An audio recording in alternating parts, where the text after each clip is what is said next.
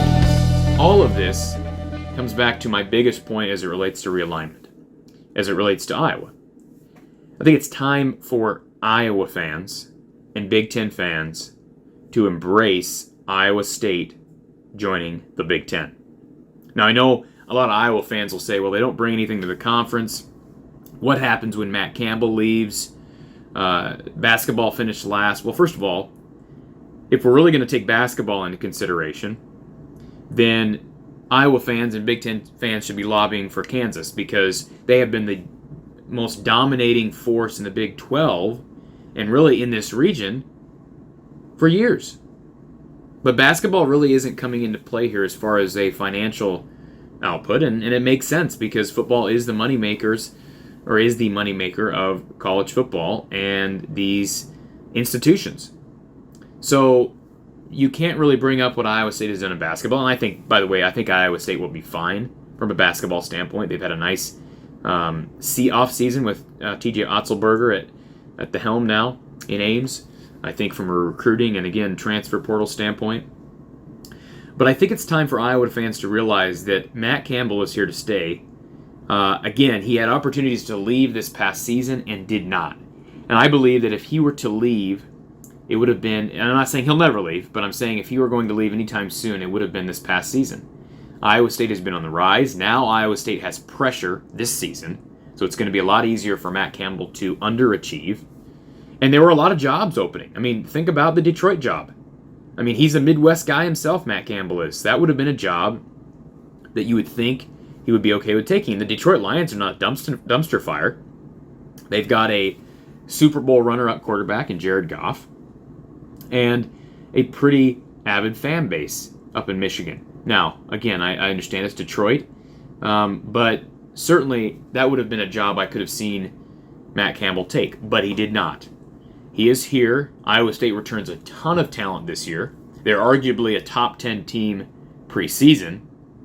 And again, let's remember, they fit the academic standard of the Big Ten. They are an AAU school. I'm not going to try to explain what makes them an AAU school. You can Google that if you so choose. The only AAU schools in the Big 12 are Kansas and Iowa State. So those are really the two schools that have kind of garnished this attention from a sports talk standpoint as far as it relates to Iowa and the Big Ten. I know fans don't want Kansas because of where that football program has been. Now, we do know Kansas has the ability to be a respectable Big Ten football team. Respectable football team. Mark Mangino, before he got into some moral and legal issues, he had them as a top 25 team. That was, 10, 12 years ago? 13 maybe, to look back at the seasons. But Kansas, I mean, again, they have been dominant in basketball. They do.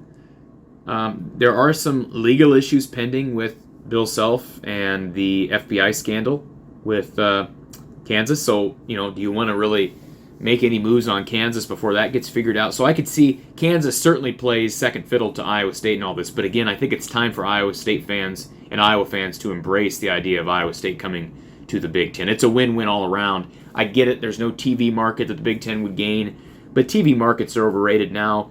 I mean, this is a totally different landscape than when Penn State joined the Big Ten, when Rutgers joined the Big Ten, when Maryland joined the Big Ten. Yeah, you're not gaining any markets, but I do think it would spice up this rivalry. And let's remember something else, as I talked about this on Mark Rogers' show yesterday as we recorded a live segment.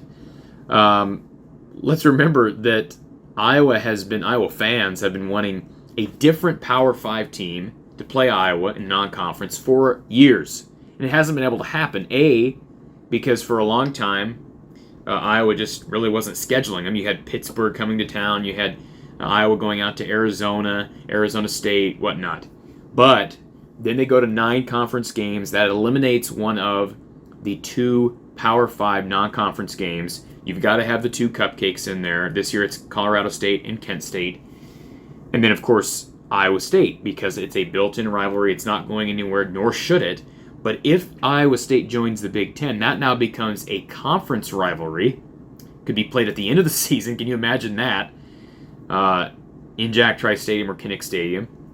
Again, could be played at the end of the season. And Now you open up that spot in the non-conference for a Notre Dame or an LSU or a Texas or a Colorado, or take your pick. Okay.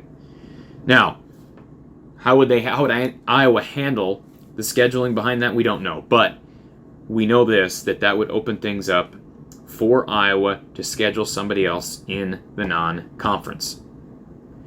Iowa State is right there with Iowa as of right now in competitiveness at the football level. Now, they have not proved to be able to sustain anything that Iowa has been able to sustain. But again, from a preseason standpoint, there's more hype around Iowa State this year than Iowa. So I don't think Iowa fans should dismiss it. I think we should embrace it because it is the survival of the fittest. It's the survival of the strongest conferences. Does Iowa State coming to the Big Ten even things out with the SEC? No, and especially if the SEC were to grab Clemson and Florida State. It does not even things out. But the Big Ten's going to have to make several moves in order to survive realignment season, as is the Big 12. The Big 12 is really in trouble. The Big Ten isn't in trouble yet, I don't think, but certainly could get in trouble, especially if Clemson joins the SEC, which I don't think will happen. I don't think it's smart for Clemson, but again, we've been surprised before.